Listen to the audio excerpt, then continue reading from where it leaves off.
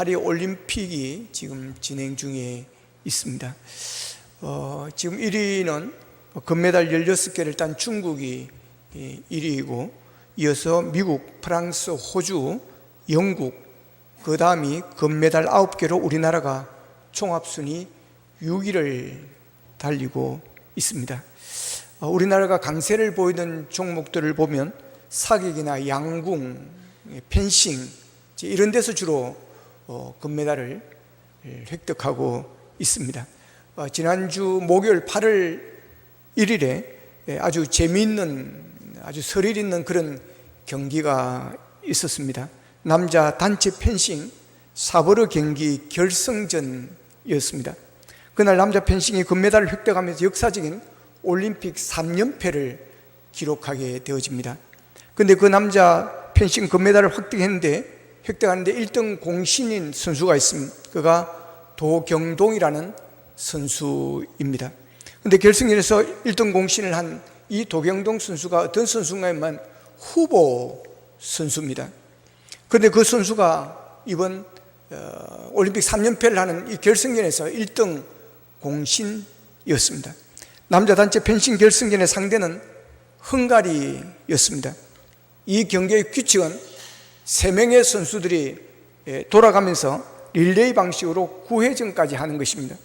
그날 출전한 우리나라 선수는 오상욱, 구봉길, 박상원, 그리고 후보인 도경동 선수입니다. 근데 이 선수들은 대단한 선수들입니다. 오상욱 선수는 세계 랭킹 1위이고, 그리고 구봉길 선수는 세계 랭킹 22위, 박상원 선수는 세계 랭킹 23위입니다. 그런데 도경동 선수는 75위인 것입니다. 그날 우리 선수들이 헝가리 결승전에서 5라운드까지 25대 22로 리드를 해 갔습니다. 그러나 6라운드에 출전한 이 에이서 세계 랭킹 1위 이 오상욱이 고전을 하면서 30대 29로 점수차가 좁아져 버렸습니다. 그렇기 때문에 그 다음 7라운드는 아주 중요한 그런 라운드가 되어지는 것입니다. 바싹이들이 추격하고 오기 때문에 이 기세를 몰아가면 역전을 당할 수도 있는 그런 위기에 처했습니다. 그런데 그때 7회전에 출전할 선수가 구봉길 선수입니다. 그런데 대표팀 코치는 이 구봉길 선수 대신에 후보인 도경동 선수를 투입해서 승부수를 띄웠습니다. 이것은 엄청난 모험인 것입니다. 도경동 선수는 올림픽에 처음 출전한 후보입니다. 그리고 단체전 3연패가 걸린 아주 중요한 경기의 승부처에 올림픽 데뷔전을 하는 것입니다. 대표팀 코치로서는 이 7라운드를 위기라고 생각하고, 보통 이런 위기일 때는 노련미가 있고 경험이 있는, 여유가 있는 선수를 내보냅니다. 그런데 이 코치는 처음 올림픽에 데뷔하는 그것도 후보인 조커로 이 도경동 선수를 투입한 것입니다. 코치로서는 엄청나게 부담스러운 일입니다. 왜냐하면 그런 초짜인 도경동이 들어가서 만약에 실패했을 경우에는 코치로서는 엄청난 데미지를 입게 되어지는 것입니다. 감독의 정수리에 엇망이었다. 그런 위기의 순간에 어떻게 그런 초보자를 집어넣을 수 있냐? 그러면서 그의 앞으로의 그 코치나 어떤 감독으로서의 그런 어떤 인정을 받기 어려운 그런 위기를 당할 수도 있습니다. 만약 그때 7회전에 들어가기로 한 이 구봉길 선수는 경력이 화려한 선수입니다. 아시안게임 개인전과 단체선에서 모두 6개의 금메달을 얻었고, 지난 올림픽에서 개인전 금메달을 땄던 그런 노련한 선수입니다. 그런데 이 코치는 이 위기의 순간에 과감하게 도경동을 내보냅니다. 그런데 놀라운 것은 이 코치의 전략이 너무 적중하였다는 것입니다. 초보자인 도경동 선수는 그런 상황을 즐기듯이 이 헝가리 선수를 상대로 3초 만에 득점을 합니다. 그리고 그 다음 4초 만에 또 득점을 하고, 이어서 5초 만에 또 득점을 하게 되어지는 것입니다. 그러면서 도경동은 7라운드를 5대 0으로 끝을 냅니다. 5대 0으로 끝내는데 걸리는 시간은 불과 28초였습니다. 도경동의 활약으로 35대 29로 6점차 리드를 잡은 한국은 최종 45대 41로 승리하면서 금메달을 목에 걸게 되어지는 것입니다. 그러면서 올림픽 3연패의 기록을 올리게 되어지는 것입니다. 이 작전을 설계한 대표팀 코치는 도경동이 경기하는 것을 보면서 온몸에 소름이 끼쳤다라고 그렇게 표현을 했습니다. 그러면서 그는 여러 옵션 중에 하나를 선택할 뿐이었는데 도경동이 너무 잘해서 좋아서 미칠 뻔했다라고 그렇게 말을 했습니다. 도경동 선수는 이번 결승전에서 기회가 주어졌을 때 그는 자신의 진가를 보여주면서 편승에서 떠오르는 별이 되어졌습니다. 이번 파리올림픽의 결승전은 도경동에 있어서 절호의 기회였습니다.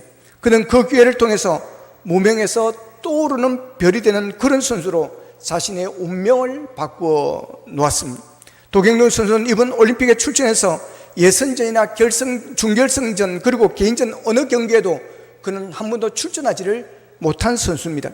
그런데 단체 결승전에서 그 짧은 시간이었지만 그는 그 기회가 주어졌을 때 그는 그 기회를 놓치지 않고 자신의 실력을 최대한 발휘함으로 인해서 그는 스타가 되는 그런 경기가 되어졌습니다. 유명한 운동선수들은 기회에 강한 선수들입니다. 찬스에 강한 선수들입니다. 스타들은, 스타 축구 선수들이나 운동선수들은 기회가 오면 놓치지 않습니다. 그래서 유명한 선수들은 메시나 호나우두나 네이마르 이런, 그리고 영국 해리케인 이런 선수들은 몸값이 비싼 것입니다. 이들은 특징은 다른 게 아닙니다. 기회에 강하고 찬스의 기회가 왔다 그러면 실수하지 않고 골로 잘 연결시킨다는 그런 특징을 가지고 있습니다. 호날두의 몸값은 연봉 2,694억 원입니다. 주급으로 하면 주로 따지면 한 주에 51억이 되어지는 것입니다. 네이마르는 1,081억이고 주급으로 하면 20억이 되어지는 것입니다. 별로 안 놀라시는 여러분, 기회가 왔을 때 기회를 놓치지 않는 이 특징이 이들의 몸값을 이렇게 높여 놓는 것입니다. 유명한 사람들, 성공한 사람들을 보면 다 기회에 강한 사람들입니다. 기회를 알고, 그것이 기회라는 사실을 알고 그 기회를 붙잡는 자는 성공하고, 그 것이 기회인지를 모르고 기회를 놓쳐버리는 자는 실패하게 되어지는 것입니다. 여러분, 사람에게는 세 번의 기회가 온다고 그럽니다. 저에게도 기회가 왔습니다. 한 번 왔고 두 번 남아 있습니다. 여러분, 왜 세 번이라 하는지를 잘 모르겠습니다. 네 번도 되고 다섯 번도 되고 그럴 텐데 세 번 온다고 하는 것이 이제 잘 이해가 안 갑니다. 그럼에도 불구하고 이 말 속에는 이런 뜻이 담겨져 있습니다. 그것은 내 인생을 바꾸어 놓을 만한 크고 좋은 기회가 내 인생에 몇 차례는 온다라고 하는 것입니다. 누구에게나 그런 기회는 온다라고 하는 것입니다. 그렇기 때문에 절대로 희망을 버리거나 포기해서는 안 된다고 하는 것입니다. 여러분의 자녀를 향해서도 여러분 포기하지 마시기를 바랍니다. 하나님께서 반드시 기회를 주실 줄로 믿으시기를 바랍니다. 예, 사람을 붙여두든지 내가 머리가 안 좋으면 머리 좋은 사람을 붙여가지고 일을 이끌어가게 하든지 하나님께서 어떻게 하든지 기회를 주실 줄로 믿고 믿음으로 여러분 잘 양육하시기를 축복합니다. 오늘 보면은 자신에게 다가온 기회를 별의 순간으로 만든 다윗의 이야기입니다. 다윗과 골리앗의 이야기는 예수 믿지 않는 세상 사람들도 이 이야기는 다 알고 있습니다. 제가 고등학교를 졸업하고 현대중공업에 갔더니 크레인이 큰 게 있는데 그 이름도 유명한 골리앗이더라고요. 그래서 저는 골리앗, 나는 다윗. 사람들이 이것을 많이 적용합니다. 상대가 너무 강하다, 너무 세다, 숫자가 너무 많다, 나는 약하다 이러면 골리앗과 다윗을 싸웁니다. 그러면서 용기를 내고 그럽니다. 작은 소년 다윗이 그인 골리앗을 싸워 이겼다는 것이 많은 사람들에게 또 약자들에게는 용기가 되고 희망을 주기 때문에 그렇습니다. 다윗은 전쟁에 참가한 세 형들을 도시를 갖다 주고 오라는 아버지의 심부름을 이제 갔습니다. 그 전쟁터에 이스라엘 군대 진영에 갔습니다. 갔는데 그 진영에 도착했을 때 마침 그인 상대 블레셋의 장수 골리앗이 막 소리를 지르고 있는 것입니다. 그러니까 이스라엘 군사들은 백성들은 다 놀라가 벌벌 떨고 다 도망가 버리고 없는 겁니다. 이것을 본 다윗은 사울 왕을 찾아갑니다. 내가 가서 저 블레셋 장수와 싸우겠다 그럽니다. 그러니까 사울이 말립니다. 사무엘상 17장 33절에 보면 사울이 다윗에게 이르되 내가 가서 저 블레셋 사람과 싸울 수 없으리니 너는 소년이요 그는 어려서부터 용사이민이라 그럽니다. 사울은 골리앗의 어떠한 장수인지 어려서부터 얼마나 유명하고 훈련을 잘 받은 싸움을 잘하는 용사인지를 알고 있는 것입니다. 그래서 다윗아 안 된다, 너는 안 된다 그럽니다. 그럼에도 불구하고 다윗은 본문 37절에서 이렇게 말합니다. 여호와께서 나를 사자의 발톱과 곰의 발톱에서 건져내셨은즉 나를 이 블레셋 사람의 손에서도 건져내리이다 그럽니다. 그러자 사울이 다윗에게 가라, 여호와께서 너와 함께 하시기를 원하노라 그럽니다. 그러면서 사울은 자기의 군복을 다윗에게 입힙니다. 그리고 노투구를 그의 머리에 씌워주고 갑옷을 입혀줍니다. 그러나 다윗은 이게 맞지 않습니다. 그래서 그 노투구를 쓰니까 머리가 너무 무겁고 머리가 띵하고 옷이 무겁고 하니까 걷지를 못하는 것입니다. 그래서 모두를 내려놓습니다. 다윗은 양을 치던 막대기와 맹수를 잡을 때 썼던 물매, 그리고 시내에서 고른 물맷돌 5개의 돌을 가지고 골리앗을 향해서 싸우러 나아갑니다. 성경에 보면 골리앗의 키는 6규빗 1뼘이라고 이렇게 나왔습니다. 이걸 메타로 계산하면 골리앗은 2m 50 정도의 키가 되어진다고 그럽니다. 그의 머리에는 노투구를 썼고 몸에는 고기 비늘 같은 갑옷을 입었습니다. 완전 무장했습니다. 그 같은 창의 날무게만도 6.5kg라고 하니까 얼마나 힘이 좋은지 상상이 갑니다. 그런데 골리앗과 싸우겠다고 나선 다윗은 그때 소년이라고 이렇게 기록하고 있습니다. 전쟁의 경험이 없습니다. 시골에서 양을 치는 목동일 뿐인 것입니다. 그런데 전쟁의 큰 용사요 2m가 넘는 장신 골리앗과 싸우겠다고 나서는 것입니다. 다들 다윗이 무모한 짓을 한다고 생각했을 것입니다. 다윗이 골리앗을 이길 것이라고 생각한 사람은 딱 한 사람, 다윗 자신이었습니다. 블레셋 군대 전쟁에서는 40일 만에 싸우러 나온 이스라엘의 용사가 막대기를 들고 나온 소년이라는 점에 배꼽을 잡고 웃었을 것입니다. 아마 다윗을 관종이라고 생각할 수도 있을 것입니다. 이스라엘 진영에서는 어린 소년이 죽게 되었다라고 생각하고 안타까워했을 것입니다. 드디어 두 사람의 싸움이 시작이 되어집니다. 골리앗이 칼을 뽑아들고 다윗에게로 다가오는 것입니다. 그때 다윗이 준비한 물맷돌 5개 중에 하나를 꺼내서 던집니다. 사람들은 긴장했습니다. 저 돌이 어디로 날아갈까? 그런데 그 돌이 골리앗의 길을 뚫고 지나간 것이 아니라 이마에 탁 맞았다는 것입니다. 그 한 방에 골리앗은 쓰러졌습니다. 그리고 다윗은 달려가서 그의 목을 베어서 오는 것입니다. 다윗에게 골리앗은 기회였습니다. 골리앗을 만나기 전 다윗은 한 집안에 별볼일 없는 막내자 양치는 목동에 불과했습니다. 그런데 다윗이 골리앗과 싸움에서 승리함으로 인해서 일약 스타가 되어지고 차기 대권 주자가 되어지는 것입니다. 다윗은 이스라엘의 군대 장관이 되었고 왕의 사위가 되었고 훗날 이스라엘의 왕의 자리에 등극하게 되어집니다. 하나님의 이름을 모욕한 골리앗을 쓰러뜨림으로 하나님의 영광을 드러내고 민족을 구원하는 영웅이 되어졌습니다. 다윗은 별의 순간을 놓치지 않았습니다. 다윗은 위기를 자신의 운명을 바꾸는 기회로 바꾸어 놓았습니다. 다윗이 어떻게 그 기회를 자신의 운명을 바꾸는 그런 기회로 만들었습니까? 그의 믿음입니다. 다윗은 오직 하나님만 믿었습니다. 오직 하나님만 의지했습니다. 그리고 그는 골리앗 앞에 나아간 것입니다. 골리앗이 어린 소년 다윗이 싸우겠다고 덤벼들자 조롱합니다. 오늘 보면 43절 44절을 같이 한번 읽어보겠습니다. 43절 44절입니다. 시작.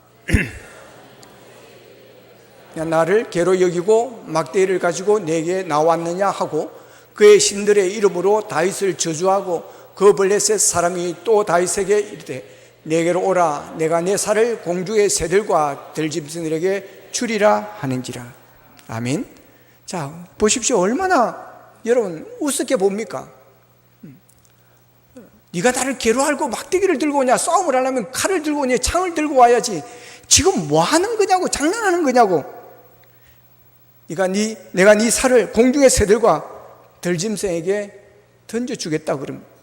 그러자 다윗이 그 골리앗의 조롱에 대응하는 모습 45절에 47절을 같이 읽겠습니다. 시작. 다윗이 블레셋 사람에게 이르되 너는 칼과 창과 단창으로 내게 나아오거니와 나는 만군의 여호와의 이름 곧 네가 모욕하는 이스라엘 군대의 하나님의 이름으로 내게 나아가노라.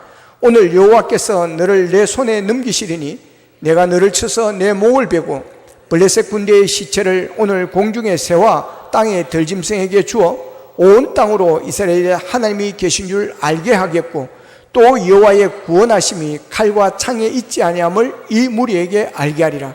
전쟁은 여호와께 속한 것인즉 그가 너를 우리 손에 넘기시리라. 아멘. 기가 안 죽습니다. 네가 지금 죽을 줄 모르고 네가 큰 소리를 치느냐? 오히려 내가 너를 공중의 새와 들짐승에게 주어서 온 땅으로 이스라엘 하나님이 계신 것을 내가 알게 해주겠다라고 받아치고 있습니다. 전쟁은 칼과 창으로 이른 게 아니라는 것입니다. 전쟁의 승패는 하나님의 손에 달려 있다는 것입니다. 여러분, 이 믿음을 여러분이 가지기를 축복합니다. 어려운 일을 당해도 여러분 어떤 영적인 싸움에서도 나는 안 된다, 나는 못한다라고 하지 마시기를 바랍니다.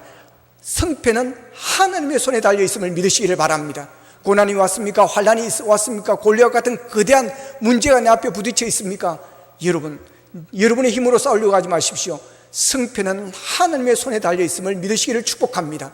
그래서 기도하셔야 되는 것입니다. 여러분, 우리의 힘은 기도입니다. 하나님의 힘을 의지하고 하나님의 능력을 움직이는 것은 기도의 손입니다. 기도할 수 있는데 왜 걱정하십니까? 그런데 오늘은 걱정만 하고 있습니다. 하나님께 우리의 힘이 되어주면 승리할 수 있음을 믿고 기도해야 되는데 오히려 걱정하고 앉아 있습니다. 눈물 흘리고 앉아 있는 것입니다. 여러분, 하나님의 손에 승패가 달려있음을 믿고, 여러분의 인생의 승패가 하나님의 손에 달려있음을 믿고, 여러분이 지금 싸우는 그 싸움에 하나님의 승패가 하나님의 손에 있음을 믿고 여러분 믿음으로 나아가시기를 축복합니다. 골리앗의 용명은 믿는 구석이 있었던 것입니다. 그냥 골리앗이 볼 때는, 그리고 이스라엘 사람들이 볼 때는 그냥 나가는 것 같지만 그렇지 않습니다. 그에게는 믿는 구석이 있었기 때문에 나가는 것입니다. 그가 물맷돌을 잘 던져서 그렇게 나간 것이 아닙니다. 다윗이 믿는 것은 하나님이셨습니다. 다윗의 무기는 하나님이셨습니다. 여러분, 나는 가진 것이 없다, 나는 무기가 없다라고 생각하지 마시기를 바랍니다. 다윗처럼 하나님을 여러분의 무기로 삼으시기를 축복합니다. 그래서 너는 칼과 단창으로 내게 나오는 그니와 나는 만군의 여호와 이름 곧 네가 모욕하는 이스라엘 군대에 하나님의 이름으로 나아가노라고 말하고 있습니다. 사울왕은 골리앗을 상대해 보겠다고 소년 다윗에게 해줄 것이 사울왕에는 없었습니다. 갑자기 싸울 준비를 시킨다는 것은 불가능했습니다. 그래서 사울은 자기 군복을 다윗에게 입히고 노투고를 씌우고 갑옷을 입혔습니다. 다윗은 분명히 하나님이 도와주실 것을 믿고 나갔다고 했지만 사울은 자신의 갑옷과 투구를 씌워주었습니다. 이것은 보통 사람들의 생각이고 보통 사람들의 방법인 것입니다. 대부분의 사람들은 표면에 나타나는 것을 믿고 따라가는 것입니다. 자신의 힘의 갑옷을 입고 자기의 지식의 투구를 쓰고 자신의 신분의 군복을 입고 나아가는 것입니다. 그런가 하면 다른 사람들의 힘의 옷을 입으려고 하는 사람들이 있습니다. 다른 사람의 지식의 투구를 써보려고 하고, 다른 사람의 신분의 군복을 입어보려고 하고, 다른 사람의 성공을, 다른 사람의 경험을 자신의 것으로 삼으려고 하는 사람들이 있습니다. 그런가 하면 우리는 곧잘 남의 옷을 탐냅니다.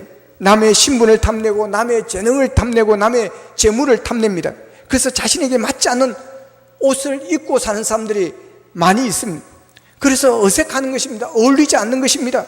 장관들도 보면 어울리지 않는 옷을 입고 있는 사람이 있고, 국회의원들 중에서도 보니까 제가 막 3분의 2는 다 갈아야 될 사람 같아요. 보니까 그 옷이 어울리지 않습니다. 국민들에게 힘을 주지 않습니다. 어떤 대통령 옷이 맞지를 않습니다. 그래서 어색하는 것입니다. 여러분, 우리는 우리의 옷에 맞는 옷을 입어야 될 줄로 믿습니다. 그래야 어울리는 것입니다. 그래야 편하는 것입니다. 학생들이 자신의 나이와 위치, 환경에 맞게 생활하지 않고 어른들의 흉내를 낼 때는 그런 학생들을 탈선했다고 그러는 것입니다. 이렇게 남의 것을 탐내는 사람들도 많이 있는데, 다윗은 자기에게 일부러 입으라고 갖다 준 갑옷과 투구, 그것이 몸에 맞지 않자 벗어 던지는 용기를 가졌습니다. 우리는 신앙생활하면서 자신에게 어울리지 않는 옷을 입지 말고 입었다면 벗을 수 있는 용기를 우리가 가지기를 원합니다. 자신에게 어울리지 않는 옷을 벗을 줄 알았던 다윗을 우리가 본받기를 원합니다. 신앙생활에서 그렇고 우리가 생활하는 데서 있어도 자신에게 어울리지 않는 것은 벗어야 되는 것입니다. 분수에 맞게 살아야 하는 것입니다. 사람들의 눈치 볼 거 없습니다. 사람들의 눈치를 보면 사람이 비굴해집니다. 당당해야 합니다. 우리는 하나님의 자녀인 것입니다. 천국 시민권자인 것입니다. 하나님께서 우리의 아버지가 되십니다. 우리의 목자가 되어주시는 것입니다. 나를 위해서 독생자를 십자가에 내어주시기까지 우리를 사랑하시는 하나님이 계심을 믿으시길 바랍니다. 내 인생은 다른 사람이 살아주지 않습니다. 내 인생은 내가 사는 것입니다. 그러므로 자신에게 어울리지 않는 옷은 벗고 편하게 살아야 됩니다. 욕심낼 것 없습니다. 허세 부릴 것 없습니다. 내려놓아야 합니다. 저는 어릴 적에 너 자신을 알라고 했던 소크라테스 말이 왜 교과서에 실렸는지 도저히 이해를 못했습니다. 왜냐하면 맨날 하는 말이 그런 말이었기 때문에 그렇습니다. 우리 엄마가 제일 잘 쓰는 말이 그런 말이었습니다. 자식들이 어머니에게 좀 과한 것을 욕심내고 뭘 사달라고 쪼르고 그러면 하는 말이 있습니다. 소크라테스의 말을 하지 않았습니다. 너 자신을 알라 그러지 않았습니다. 우리 엄마는 주제 파악해라 그랬습니다. 주제 파악해라, 주제 파악. 근데 살아오면서 주제 파악을 하고 자기 자신을, 너 자신을 알라는 말이 얼마나 위대한 말인지를 제3 깨달을 때가 많습니다. 왜 사람들이 그 사람에게 손가락질을 하는 것입니까? 왜 그 사람에게 비난을 하는 것입니까? 주제 파악을 못하기 때문에 그렇습니다. 자신을 알지 못하기 때문에 그렇습니다. 자신을 아는 것은 너무 중요합니다. 그러니까 교만해지는 것입니다. 이런 아내 얻었으면 감사하고 고맙고 막 그래야 되는데, 아이고 옆집 여자 보고 비교해가지고 저 여자는 저렇게 잘하는데 이 여자는 그러면서 자꾸 무시하는 것입니다. 여러분 절대 그러면 안 되는 것입니다. 하나님께서 내게 주신 것에 감사할 수 있기를 주님의 이름으로 축복합니다. 자신을 알아야 됩니다. 자신은 꼬라지가 그러면서 다른 사람을 욕하고 있는 것입니다. 성경의 위대함이 어디 있는 줄 아십니까?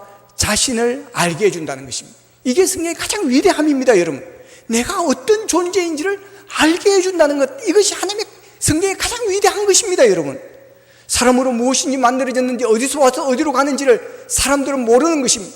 그렇기 때문에 아무데나 사는 것입니다. 여러분, 성경은 우리에게 말해줍니다. 흙으로 사람을 만들었느니라. 여러분, 사람이 죽으면 왜 흙으로 가는 줄 아십니까?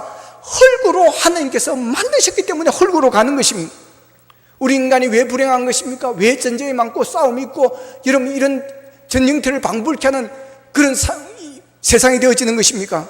우리 인간이 죄인이기 때문이라고 하는 것입니다. 이 죄인이 하나님과 원수가 되어져서 그 인생은 영원히 불행한 자가 되어진 것입니다. 그런 우리를 하나님은 사랑하셔서 독생자를 이 땅에 보내주시고 죄 없는 예수님이 우리의 죄와 허물을 위해서 십자가에 못 박혀 죽으시면서 피와 물을 다 쏟으시면서 우리의 모든 죄를 다 씻어주신 줄로 믿으시기를 바랍니다. 우리는 우리의 힘으로나 우리의 선행이나 우리의 착함으로는 구원받을 자가 아무도 없습니다.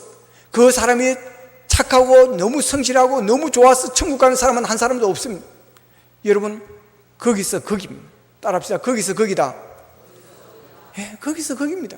성인, 군자, 존경하는 어떤 분, 여러분, 그러나 직접 같이 일을 해보고 같이 살아보면 거기서 거기입니다. 여러분. 그래서 성경 말합니다. 의인은 없나니 하나도 없도다. 성경은 우리가 어떤 존재인지를 우리에게 말씀해 준다라고 하는 것입니다. 우리가 죄인임을 알게 하고 우리가 얼마나 허물이 많은 사람인 줄 알게 하고 우리가 얼마나 약한 존재인지를 성경은 알게 하는 것입니다. 그래서 하나님의 말씀을 통해서 우리는 깨어지는 것입니다. 나의 교만이 깨어지는 것입니다. 자랑할 것이 아무도 없다는 것을 알게 되어지는 것입니다. 내놓을 것이 아무것도 없다는 것을 알게 되어지는 것입니다. 그래서 믿음이 깊어지면 깊어질수록 고개를 숙이게 되고 겸손해지게 되어지는 것입니다. 그래서 나는 의지할 거 없습니다. 나는 아무것도 내놓을 것이 없습니다. 오직 주님밖에 없습니다. 하나님밖에 없습니다. 그러면서 철저히 하나님을 의지하는 것입니다.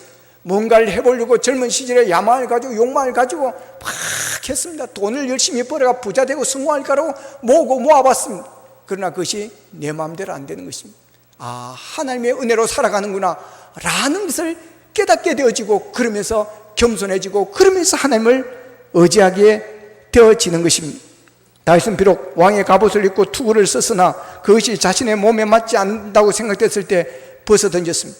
그리고 시냇가에 가서 물맷돌 5개를 주었습니다. 대부분의 사람들은 자신이 주울 수 있는 돌 5개를 우습게 생각합니다. 자신이 가지고 있는 돌 5개 같은 것은 아무것도 할 수 없다라고 단정해 버리는 것입니다. 여러분이나 제게는 돌 5개 정도는 얼마든지 있습니다. 세상 사람들이 우습게 여기고 무가치하게 여기는 그런 것들이 우리 환경에는 얼마든지 있습니다. 그런데 그것으로 아무것도 할 수 없다고 내팽개쳐 버리는데 문제가 있는 것입니다. 공부하는 학생 가운데 나는 공부방이 없어서 공부를 못합니다라고 하는 학생들이 있습니다. 그런 학생은 공부방이 있어도 공부 못합니다. 공부방이 없고 책상이 없으면 밥상에서라도 놓고 공부를 하는 것입니다. 다윗은 다 벗어던지고 자기가 가질 수 있는 것, 자기가 지금 하고 있는 것, 지금 그가 할 수 있는 것, 그것을 가지고 골리앗 앞에 나아갔습니다. 골리앗은 자기의 육체와 공격용 무기를 믿고 골리앗은 큰 소리를 쳤습니다. 반면에 사울은 자기의 옷에 걸친 갑옷과 투구에 의해서 그것들이 안전하다고 생각하고 그것을 다윗에게 입히려고 했습니다. 그러나 다윗은 달랐습니다. 그는 그가 사용할 수 있는 최선의 무기를 사용했습니다. 물매는 그 상황에서 다윗이 사용해 가장 적합하고 유일한 무기였습니다. 물매는 과일을 따거나 짐승을 퇴치하는 데 사용되는 막대기입니다. 막대기 끝에 천이나 가죽을 달고 그 안에 돌을 넣고 돌려서 던져서 목포물을 맞추는 것입니다. 다윗은 어릴 때부터 물매를 사용하는 데 익숙해 있었습니다. 신명기 20장 16절에 보면 이 모든 백성 중에서 택한 700명은 다 왼손잡이라 물매로 돌을 던지면 조금도 틀림이 없는 자이더라 그랬습니다. 물매를 사용하는 데 숙달된 사람들은 목표물을 정확하게 맞춘다라고 하는 것입니다. 골리앗이 아무리 크더라도 다윗이 아무리 작더라도 둘이 손을 잡고 힘을 겨룰 씨름할 필요는 없는 것입니다. 그냥 물매를 던지고 나가기만 하면 되는 것입니다. 다윗은 하나님을 믿었습니다. 하나님의 능력을 믿었습니다. 승리의 하나님을 믿었습니다. 우리 그리스도인들은 보는 것으로 행하지 않고 믿음으로 행하는 사람들입니다. 그러므로 어려운 문제에 부딪혔을 때 사탄이 무서운 위협과 공갈로 다가와서 시험할 때 우리는 무서운 시험이나 문제를 보고 좌절하거나 낙심하지 말아야 됩니다. 그 문제보다 더 크신 하나님을 믿고 용기 있게 우리가 나아가야 합니다. 다윗은 골리앗을 보지 않았습니다. 골리앗이 가진 무기도 보지 않았습니다. 다윗은 능력의 하나님만 바라보고 나아갔습니다. 그는 분명히 하나님의 편에 서 있었고 하나님이 분명히 자기와 함께 하신다는 것을 믿었던 것입니다. 하나님이 계신 것을 믿는 사람들은 많습니다. 여러분도 하나님의 계심을 믿기 때문에 예배의 자리에 와 있는 것입니다. 그러나 하나님이 함께 계신다는 것을 믿지 못하는 사람들이 많이 있습니다. 여러분도 다윗과 같은 믿음을 가지시기를 바랍니다. 하나님이 나와 함께 하신다는 믿음을 가지시기를 축복합니다. 나는 혼자가 아닙니다. 나는 그렇게 우는 외롭습니다. 그렇게 이야기하면 안 됩니다. 나는 내 편에 아무도 없습니다. 그러시면 안 됩니다. 우리는 하나님이 함께 계심을 믿고 우리는 당당해야 될 줄로 믿습니다. 기회를 놓치지 않고 그 기회를 운명으로 바꾸는 사람은 두려워하지 않습니다. 골리앗이 나서서 이스라엘 군사들과 백성들은 다 두려워서 도망갔습니다. 그러나 오직 한 사람 다윗만이 두려워하지 않고 오히려 골리앗을 대항해서 싸웠습니다. 다윗은 하나님이 나의 편이고 하나님이 나의 도움이심을 믿고 하나님께서 함께 하심을 믿었습니다. 그 믿음이 두려움을 물리치는 것입니다. 하나님을 바라보는 자는 두려움을 이기게 되어집니다. 우리가 살아가는 세상은 두려워할 조건이 많습니다. 그런데 하나님은 우리에게 두려워하지 말라고 그럽니다. 디모데후서 1장 7절에 보면 하나님이 우리에게 주신 것은 두려워하는 마음이 아니요라고 그랬습니다. 여호수아 1장 9절에서는 내가 내게 명령한 것이 아니냐 강하고 담대하라 두려워하지 말라 놀라지 말라라고 말씀합니다. 여러분 하나님이 우리에게 주시는 마음은 두려운 마음이 아닙니다. 하나님이 우리에게 주시는 마음은 강한 마음입니다. 담대한 마음입니다. 여러분 두려워하지 마십시오. 두려워하면 일이 시작이 안 됩니다. 도전을 못하는 것입니다. 시험을 쳐야 되는데 겁이 납니다. 그러면 아예 도전을 못하는 것입니다. 뭔가 일을 해야 되는데 겁이 나면 도전을 못하는 것입니다. 그러나 우리는 하나님을 믿고 하나님이 함께 하심을 믿고 우리는 당당히 나아가야 될 줄로 믿습니다. 하나님은 골리앗을 보지 않고 하나님을 보았습니다. 그렇기 때문에 그는 당당했습니다. 우리 인생에 수없이 많은 골리앗 같은 문제들이 있습니다. 그러나 우리는 담대해야 되는 것입니다. 우리가 골리앗 같은 문제 앞에서 승리하기 위해서는 하나님께 기도하고 하나님께서 해결해 주실 것을 믿고 기대하면서 우리는 당당하게 나아가야 합니다. 면역력을 그냥 높이는 것이 아닙니다. 매일 규칙적인 운동을 하고 끼니를 거르지 않아야 하는 것이고 음식을 골고루 먹어야 합니다. 손도 잘 씻어야 하고 스트레스 해소도 잘 해야 됩니다. 건강할 만하게 살아야 건강해지고 면역력도 생기는 것입니다. 맨날 술 마시고 여러분 담배 하루에 3갑씩 피우고 그러면서 면역을 키우겠다 건강하겠다 그렇게 생각하면 안 되는 것입니다. 우리가 건강하기 위해서는 건강할 만한 삶을 살아야 됩니다. 그런 것들 끊어야 되는 것입니다. 몸에 좋지 않은 것은 끊어야 되는 것입니다. 그래야 면역력이 강해지고 건강해지는 것입니다. 면역력이 강하면 쉽게 아프지 않습니다. 영적인 면역력도 마찬가지입니다. 항상 기뻐하고 쉬지 않고 기도하고 범사에 감사하고 우리가 말씀 가운데서 예배 가운데서 기도하면서 살아갈 때 영적인 면역력이 키워질 줄로 믿으시기를 바랍니다. 그렇게 되면 어떤 시험과 유혹을 만나도 쉽게 넘어지지 않습니다. 어려움이 와도 능히 이겨낼 수 있는 그런 힘이 있는 것입니다. 다윗이 들판에서 사자와 곰을 잡는 세월을 보낸 것은 다윗에게 있어서 허송 세월이 아니었습니다. 골리앗과 싸움에 대비하기 위한 하나의 훈련 과정이었습니다. 여러분이 안고 있는 크고 작은 문제들, 여러분 더 큰 것을 위한 여러분 하나님의 뜻이 있고 이 훈련의 과정이라는 사실을 기억하시기를 바랍니다. 그런 훈련을 통해서 준비된 자는 여러분 하나님께서 반드시 씁니다. 그 때가 올 줄로 믿으시기를 바랍니다. 그런 자가 기회를 볼 줄 알고 기회가 왔을 때 기회를 붙잡게 되어지는 것입니다. 다윗이 골리앗과 한판 붙겠다고 하니까 사울왕이 안 된다고 말릴 때 다윗이 이렇게 말합니다. 사무엘상 17장 34절에서 36절에 보면 다윗이 사울에게 말하되 주의 종이 아버지의 양을 지킬 때 사자나 곰이 와서 양떼에서 새끼를 물어가면 내가 따라가서 그것을 치고 그 입에서 새끼를 건져내었고 그것이 일어나 나를 해하고자 하면 내가 그 수염을 잡고 그것을 쳐 죽였나이다. 주의 종이 사자와 곰도 쳤은적 살아계시는 하나님의 군대를 모욕한 이 할례받지 못한 블레셋 사람이리까 그가 그 짐승의 하나와 같이 되리이다. 그럼 무슨 말입니까? 내가 골리앗과 싸우겠다는 것은 허영심이 아니라는 것입니다. 허세가 아니라고 하는 것입니다. 영웅심리가 아니라고 하는 것입니다. 준비되어 있다라고 하는 것입니다. 양을 치면서 갈고 닦았다라고 하는 것입니다. 사자와 곰과 싸워서 이기는 훈련을 했다는 것입니다. 사자나 곰이 나를 공격하면 나는 그놈의 턱을 잡고 때려 죽였다는 것입니다. 근데 골리앗을 내가 못 이기겠느냐고 하는 것입니다. 골리앗이 사자보다 힘이 세냐는 것입니다. 골리앗이 그 곰보다 힘이 세느냐고 하는 것입니다.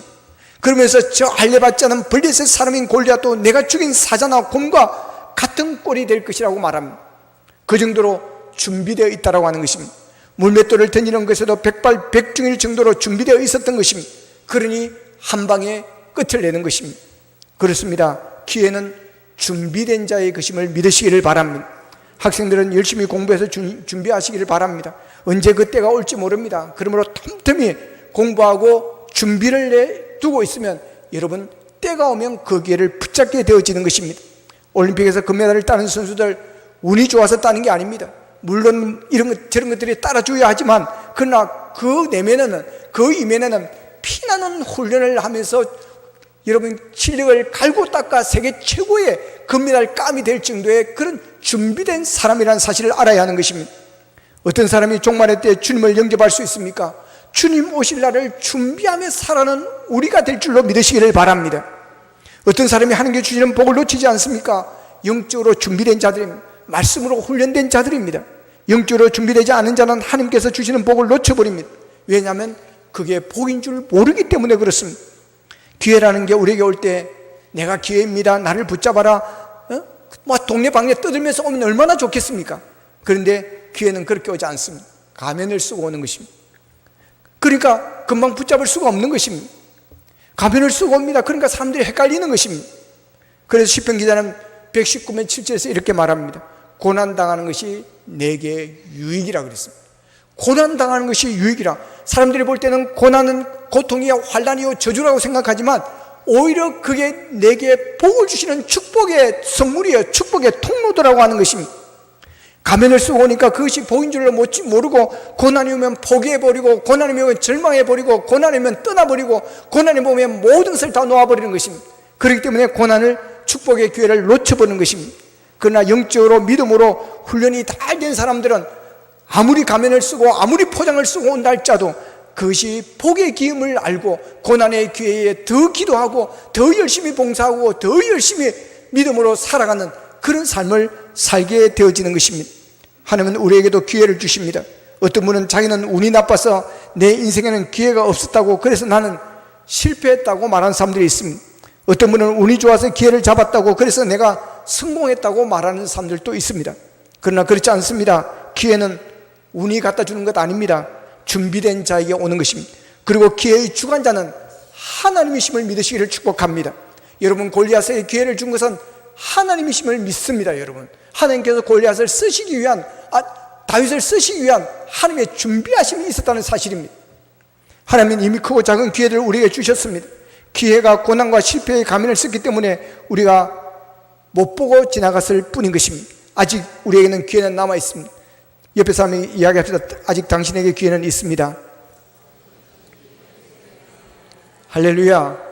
예, 우리에게는 기회 있습니다. 여러분에게는 기회 있습니다. 믿음으로 영적인 훈련으로 기회를 볼 줄 아는 분별력을 가진다면 여러분은 기회를 다시 붙잡게 되어질 줄로 믿습니다. 무엇보다 믿음으로 무장하십시다. 다윗처럼 골리앗을 보며 두려워하지 말고 하나님을 바라보시면서 담대해지십시다. 그리고 항상 준비하시기를 바랍니다. 기도로 준비하시고 말씀으로 준비하시고 믿음으로 준비하시기를 바랍니다. 그래야 하나님께서 기회를 주실 때 그 기회를 자신의 운명을 바꾸는 축복 기회로 만들어 하나님께 영광 돌리는 믿음의 백성들이 되시기를 주님의 이름으로 축원합니다. 기도하겠습니다. 말씀 붙들고 함께 기도하기를 원합니다. 하나님, 우리에게 기회를 주시기를 원합니다. 아버지는 때로는 기회를 우리에게 주셨지만 그것이 기회인 줄 모르고 놓쳐버린 때도 있었습니다. 우리가 믿음으로 나가기를 원합니다. 믿음으로 무장하기를 원합니다. 믿음으로 우리가 영적인 훈련을 잘하기를 원합니다. 아버지 하나님, 두려움이 없기를 원합니다. 하나님을 의지하고 하나님을 믿음으로 말미암아 어떤 두려움도 이겨내기를 원합니다. 당당하기를 원합니다. 아버지 하나님, 그래야 다윗이 골리앗을 물리치고 그 기회로 그의 인생이 바꾸어졌듯이 우리에게 주시는 하나님의 기회, 또 위기를 기회로 바꿔 우리가 하나님 앞에 영광 돌리는 그런 기회로 만들 수 있는 믿음의 종들이 되게 도와 주시옵소서. 나는 기회가 없다고 불평하지 않게 하시고 주님 주실 기회를 기다리며 준비하여 승리하게 하여 주시옵소서. 다 같이 기도드리겠습니다. 성으신 아버지 하나님, 감사하고 감사합니다. 아버지 하나님, 다윗의 기회를 주어 양치는 목동이 왕의 사위가 되어지며 군대 장관이 되어지며 왕으로 등극하는 아버지 하나님 놀라운 기회로 만들었습니다. 그는 위기를 축복의 기회로, 승리의 기회로, 별의 순간으로 만들었습니다. 하나님 아버지, 기회를 붙잡는 우리가 되어지기를 원합니다. 우리에게 예수 믿을 기회를 주신 것 감사합니다. 섬길 수 있는 기회를 주신 것 감사합니다. 봉사할 수 있는 기회를 주신 것 감사합니다. 아버지 하나님, 아직도 우리에게 기회가 있습니다. 아버지 하나님, 아버지가 주신 기회 놓치지 않도록 믿음으로 우리가 바로 서기를 원합니다. 아버지, 영적인 안경을 가지기를 원합니다. 영적인 눈을 뜨기를 원합니다. 하나님을 의지하게 하옵소서. 세상을 보지 말게 하시고 문제를 보지 말게 하여 주시고 두려움을 보지 않게 하여 주시고 하나님을 보며 당당하게 승리할 수 있도록, 잘 준비하여 승리할 수 있도록 도와주시옵소서.